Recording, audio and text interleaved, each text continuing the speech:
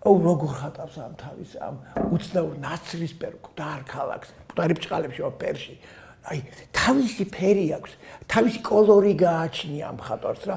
ეს არის რუხი ნაცრისფერი, თამბაქოს ფერები, მელნის ფერებსაც გაურევს, მაგრამ დამშტარია ყველაფერი. აი, როგორ ხატავს ამ იზბუშკებს რუსულს, აი, თქვა ლიოზნოს და კონკრეტულად სხვადასხვა აი ვიცებსკის, ან თუნდაც აი როგორ ხატავს რუსულ ტაძრებს თავისი ხახვის ფორმის გუმბათებით. აი ხა სილუეტი. თავდაყირა ატრიალებს, სულ არ აინტერესებს პერსპექტივის კანონების დაწვა. აი, ისე სეირნობს როგორც უნდა. აი, შინაგანი თავისუფლებით დაჯილდოებული ახალგაზრდა. ფერი გითხარით, თავშეკავებულია, მაგრამ ჩანს გაელვებები, ხო? ეხლა ქალებზე აღარ გავაგრძელებ. ეხლა, იმიტომ ეხლა უნდა შევეხოთ დაბრუნებისთანავე იგი გაიცნობს თავის არაჩვეულებრივ მეუღლეს, მისი სახელია ბელა როზენფელდ. იცით, ებრაულ მისტიკაში და საერთოდ ებრაულ სწავლებაში, ეს იქნება თქვა თუ მიდრაში იქნება თუ სხვადასხვა თქვა ფორმის თქვა ეს სწავლებები, ამ შემთხვევაში თორაში მოცემული ასეთი რაღაც რომ ადამიანი კაცს ყავს თავისი შეხინა. შეხინა ნიშნავს მისი მეორე არსი, მისი დედრობითი მხარე. და ის მისი მცველია, მისი ანგელოზია, პირდაპირ გაგებით ანგელოზია, დიახ, შეხინა. მას თავიდან მიაშთა, როგორც კი გაიცნო, რომ ბელა მისი ანგელოზია. კოჩიკეთი ბელა როზენფელდი იყო ძალიან ბევრად უფრო მაღალი ოჯახიდან, წარმოშობით, იგივე ქალაქიდან, ვიცებსკიდან არის. ოჯახი საკმაოდ ინტელექტუალური და წარმატებული იყო ამ თვალსაზრისით.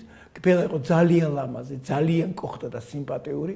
და მათ შორის ეს სწორედ ეს ურთიერთობა დაიბადა. ბელა ხედავდა თავის ქმრის განსაკუთრებულ ნიჭიერებას, რომ არ შეიძლება დაგენა ხარჯებით მისი პოეტური ხასიათიდან გამომდინარე. თან პრანჭია კაცი იყო, თმებსაც იღებავდა ცოტა, ხო?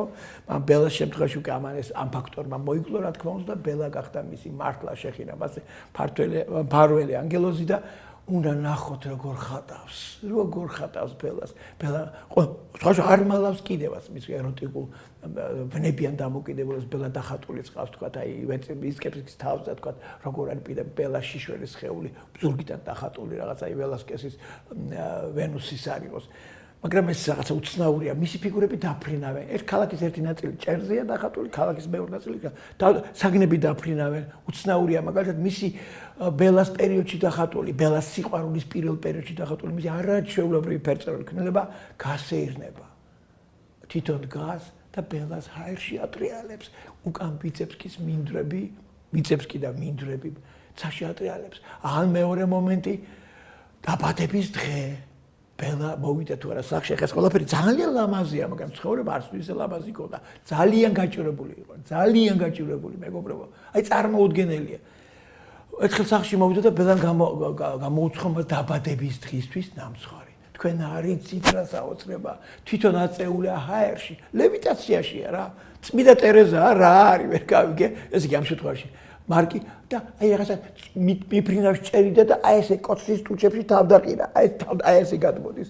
ეს ხო დახატაობდა ამ ზღაპარს ხო უნდა შექმნა. იქ ის გამომცხარი ნამცხარი იქ დევს რა ქვია ეს რაღაცა ტორტი არც არის რაღაცა ესეთი უცნაური მშრალი რაღაცაა, მაგრამ საგნები, ფერები ლოკალური წითელი, შავი, იასამნისფერი, მოცისფრო, ნაცრისფერი, თეთრი და ბელას პორტრეტი. ბელას პორტრეტი შავი კაბააცვია, თეთრი საყელოთი. ნუ მართლა ანგელოზია, როგორც ჩანს მართლა ასე განიცდის და მაგრამ რა თქმა უნდა სიხარულები ძალიან აქტიური იყო, მაგრამ სიღარიბე ანადგურებდა მას მით უმეტეს რომ იგი გახდა მამა, გაუჩნდა პატარა შვილი იდა, ქალიშვილი, რომელიც ერთ-ერთი ქალიშვილი იყო მისი, ერთ-ერთი ქალიშვილი კიდე ყავდა. არ ვიცი თუ მექნება დრო და საშუალება კიდევ მოგიყვებით ამასთან დაკავშირებით, მაგრამ ყველა ცენტრი ისე რომ ბავშვის დაბადებასთან დაკავშირებით იგი ტანჯულია, პირდაპირ არ შეუულია რაღაცა შეგოს ბავშვს. ძალიან ეგოისტია, ეგოცენტრიკოსია უფრო მეტად და საერთოდ ასეთი გენიალური მხატვრები ასეთები არიან. ხა მოგეხსენებათ ამ პერიოდში მას უკვე პრობლემები აქვს, თქვა იგივე ავანგარდისტული ჯგუფთან და უკვე სხვა გზა არ აქვს, უნდა დატოვოს თავის ქალაქი, იმიტომ რომ ავანგარდისტული ჯგუფი ამ შემთხვევაში ესთეტიკურად მიუღებელი ხდება მისი მხატვრობა, არა მარტო პოლიტიკურად, ესთეტიკურად მიუღებელი არის ამ ქვეყნისთვის. ამიტომ იგი ტოვებს, ჯერ ბერლინში გადადის. პირველი ჩასვლის დროს მან გაიცნო სიურეალისტური პირველი ჯგუფები, სხვა გაიცნო პიკასო, გაიცნო მოდილიანი და გაიცნო აპოლინერი. აპოლინერმა შეხედა თუ არა, მეგობრებო, გიომ აპოლინერზე ლაპარაკი, რომელზეც ძალიან ბევრი მაქვს ნალაპარაკები სხვა ლექციების დროს და მან პირდაპირ თქვა, რომ შენ გენიალური ხარ.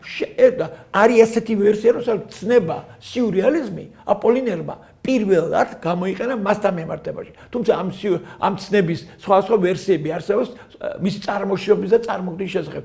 პიკასოც იბრალებს მას, მაგრამ აპოლინერს ასე აქვს, თქვენ ყოველ შემთხვევაში ასე ლაპარაკობს. აპოლინერს ასე ამბობს შაგალის. მის ნამუშევრებთან აქვს დაკავშირებული და მას აქვს დახატული ასე იგი ძალიან საინტერესო ნამუშევრები. ეძღვნება აპოლინერს, რომელიც ფაქტობრივად ერთდროულად არის კაცი და ქალი გაერთიანებული, ეგრეთ წოდებული ანდროგინია. საათივით არის. გვალია, რომელიც თამამად დროს ეშმაკის ბორბალსაც გავს, რომელიც სხვა ვერსიები მოგეთ პარიზმა ბევრი იმპულსები მიწერა, ნახანამდვილი ფერწერა. ისიც აღმოაჩინა ჩემო ძვირფასო მეგობრებო, რუსული მხატვრობა ძალიან ჩამორჩენილია. ძალიან შორს არის. მინიმუმ 20 წლით ასე ამბობს. თუმცა რა თქმა უნდა, რუსი დიდი კოლექციები შუკინი და მოროზოვი განსაკუთრებით მოროზოვი აგროებს პიკასოს ნამუშევრებს, მატისის ნამუშევრებს შემდგომ გოგენის ნამუშევრები აქვს, მაგრამ მალავს, ყველას ვერ აჩვენებს და ყველას საინტერესო აქ ის არის, რომ ეს აუცილებლად უნდა შევეხო ამას არ შეიძლება სხვანაირად. არც ერთი რუსი მხატვარი მას რეალურად არ მოწონს. ატანა არ აქვს პერედვიჟნიკების, რომელიც თავისთავად ძალიან საინტერესო მხატვრებია, ეს რუსი მხატვართა რუსული გაერთიანება, ნაროდნიკულ პერედვიჟნიკულ იდეებზე იდგა. ეს არის რა თქმა უნდა პირველ რიგში რა თქმა უნდა რეპინი, სეროვი ნაწილობრივ უფრო იმპრესიონისტია, მაგრამ გვიანი იმპრესიონისტი შეიძლება ასე ითქვას. პეროვი გითხარით, თქმა უნდა სურიკოვი და ასე შემდეგ. უნდა გამოგიტყოთ მეგობრებო, არ ჩამითვალოთ სუბიექტივიზმად, რომ მერც პირდაპირ გაგებით ძალიან მიყვარს და გიждები ამ მხატვარეს არის მიხაილ ვრუბელი. სიმბოლისტი მხატვარია, ძალიან უცნაური, ფსიქიკური მოქმედებების და ქმედებების და წარმოსახვების ზღვარზე. ნუ ფაქტობრივად იგი ამთავრებს თავის ცხოვრებას სწორედ საავადმყოფოში. მისი გამოყვანა შიზოფრენული მდგომარეობით ამ შემთხვევაში მანიაკალური მდგომარეობა შეუძლებელი იყო, ხილვები ქონდა, ხმები ესმოდა. და მან ნახა მისი ნამუშევარი გამოფენაზე გამოტანილი და თვითონ ნახა როგორ მუშაობდა გამოფენაზე, ამთავრებდა ნამუშევრის გამოფენაზე, როცა წარმოადგინა, ეს არის დემონი დამარცხებული, დემონი დაცემული. ეს დემონი ამ შემთხვევაში ლაპარაკი არის სწორედ პოეტური ქმნილების მიხედვით იყო გაკეთებული და მაგრამ ეს იყო სრულიად თავისუფალი ინტერპრეტაცია მიხაილ ლერმონტოვს გულისხმობ ამ შემთხვევაში. და ვრუბელს აქვს ეს შესრულებული ეს ფთილა მონასმებით, აი რაღაცა ფიგურა, მოგლეჯილი კისერი, თეშვება და სხვა შორის კავკასიონის მთები, როგორი დამაჯერებლობით არის და გაკეთებული გააუგდებით. ეს ფრთები რომელიც იფანტება, იშლება, თავდაყირა მოდის თითქოს ეს ფიგურა. რატომ ამბობ იცით ამას? ერთხელ ასეთ რაღაცას ახდავს თავის ავტობიოგრაფიაში. ვიღაცებმა შეიძლება მოიგონაო, მაგრამ არ ამგონია. შაგალს აშიჭირდება მოგონება რაღაცის. კაცი ნახევრად სიზმარში ცხოვრობს. ასეთ რაღაცას წერს, ჯერჯერობით ვრუბელი ცოცხალია. ნახე სიზმარი. ოც იგი გამოდევნეს ყველაფრიდან, არც სკოლაში, არც სადარ არის ძალიან. გამოდენა და დავინახე ზღვასთან მდგევარ ჩემ მეგობრებთან და ძმასთან ერთად. ოჯახის წევრებთან ერთად. დავინახე ზღვა და ვხედავ მასზე დგას, წყალზე დგას ვრუბელი. ვრუბელი შეტრიალდა და წავიდა სიღრმეში და წყალმა მას მოკვეთა ფეხები, მოკვეთა წელი. და ბოლოს მხოლოდ ხელი დარჩა და ჩაიწირა. წყალი ისე იქცეოდა როგორც მაკრატელი, რომელიც კვეთს ყველაფერს. და მორჩა ვრუბელი მეუბნება მამა. აღარ არის ვრუბელი და უმდროს მომესმა ხმა ჰორიზონტის შორიდან. უკანასკნელი მხატვარი მოკვდა. ერთადერთი დარჩა. ეს ხარ შენ, მარკ. ასე იგი რეალურად ფაქტიურად ვრუბელმა მას თითქოს გადაცა ესტაფეტა, მაგრამ ზმანება, ხილვა თუ პროვიდენციალური წინასწარმეტყველური განცდა ვერ გეტყვით, იმიტომ რომ ამ მოტივს დაცემული დემონის, დაცემული ანგელოზის მოტივს იგი შემდგომ ძალიან ბევრჯერ დაუბრუნდა, უნდა გითხრათ. იგი ტრაიკული მხატვარი არ იყო მხოლოდ, ხო გითხარით, ხო ოჯახური სცენები აგიხსენეთ. იგი ძალიან პოეტური მხატვარია, ხო, მაგრამ აი აუცილებლად თქვა დაცემული ანგელოზი მისი, წითელი დაცემული ანგელოზი, რომელიც ვრუბელის შორეული გადაძახილია ვრუბელის ამ დაცემულ დემონთან. ეს უნიკალური ნამუშევარი გახლავთ, მაგრამ აი თავდაყირა მოდის ანგელოზი წითელი. რა ფერს როგორ გრძნობს არ იცით რა, იმიტომ ჯერ ექსპრესიონიზმს ესეთი თავისუფლება არ მიუღწევია. ასეთი დამოუკიდებლობა ფერს არ აქვს, მოდის ეხეთქება მიწას და ცეცხლმოკიდებული აი ანგელოზის ფრთის ერთი მხრიდან ამოხდება რა იცით აი ყველაზე გამაუგრებელი იმიტომ არის სიურრეალიზმი კედლის საათი ანგელოზი ვარდება, აი ეს ეშვება პირდაპირ. აი წარმოიდგინე ეს ვარდება ფრთაქვევით, ხო? და ზევით კედლის საათი, რომელიც უთulis დროს, იცით ხო, კედლის საათი, რომელიც არის კუჩი როდებს ბებიაჩებს ქონდა და გიждდებოდეს, რომ მიყვარდა აი ქანქარაზე ხელის წაკვრა. აი ეს კედლის საათი მოდის. მე ეს ხო ეშვება ქვევით, ეს ანგელოზი ვარდება ქვევით და ქვედა ნაწილში სადაც ვარდება, ხო, არის დახატული ღვთისმშობელი. დიახ, ღვთისმშობელი, პირდაპირ გაგებით. ღვთისმშობელი, გვერდზე სანთელი, ერთი სანთელი, უკან ჯვარცმა. ჯვარცმა, ამ ჯვარცმას ამტი მოტივს იგი ბევრჯერ იმეორებს. მეორე კუთხეში არის რაღაც თქო უნდა მთავარი მოტივი, ებრაული მოტივი, პირდაპირ გაგებით, აი ჰადისური მოტივი, რა დავარქვა მაგას, არც კი ვიცი, ეს არის ოქროსფერი ყვითელი ხბო. დიახ, აი ეს ხბო, მოსეს ხბოზეა ლაპარაკი, მოსე კი აარონის ხბო, ხო, რომელიც უკრავს არც მეტი არც ვიოლინოზე, ოღონდ თათით არა. ჰაერში კიდია, ცისფერია ეს ვიოლინო, მეგობრებო, ხოლო სულ კუთხეში არის თვითონ რაბინი, რომელიც თორას კითხულობს. თორას 10 მცნებას წარმოადგენს, ზევით კიდევ ადამიანი, კოჭლი ადამიანი ვარდება ციდან, მაგრამ აი საათი, კედლის საათი დაცემულ ანგელოზთან ერთად მომკალის და რუბელის დაცემული დემონის რა დავარქვა, ანასხელეთად, ანარეკლად მიმაჩნია, თუმცა ვფიქრობ, რომ თავისი მხატვრული დამაჯერებლობით არაფრის ნაკლები არა, თუ მეტიც არა. ნუ არ ვიცი ხა როგორ შევაჯიბროთ, ეს ხო სპორტი არ არის. ასე რომ წარმოუდგენელი რაღაცაა ეს ყველაფერი. აუცილებლად შევეხო ამავე პერიოდში შესრულებულ მის გენიალურ ქმნილებას წელი ციკლია, მაგრამ მე ხა ამოვარჩიე რამდენი ნამუშევარს თქვენ წარმოდგენაში იგივე რა დონის ოსტატთან გვაქვს საქმე, რა დონის მოაზროვნესთან. თან თავისუფლად ფიგურირებს. რა თქმა უნდა, მან ექსპრესიონიზმიც იცის, რა თქმა უნდა, მან იცის, რა თქმა უნდა, იცის კუბიზმი. კუბისტური დაშლა იცის სხეულის, კაცო, პიკასოს იცნობს, ბრაკს იცნობს, ურთიერთობა აქვს. მაგრამ შინაგანი მიუღებლობაც აქვს, თანამედროვე დროს არ გაურბის გამოსახულებას, ხო? არ გაურბის არანაირ სიმბოლურ ასახავს, აი თუნდაც ეს მაგალითად მოვიხმეთ და შევეხოთ მის ჯვარცმას, ეგრეთ წოდებულ თეთრ ჯვარცმას. ეგრეთ ასე ქვია, თეთრი ჯვარცმა. პირველში რაც ამაში ყურადღებას იქცევს მეგობრებო, ეს არის ჯვარცმული ქრისტეს სხეული.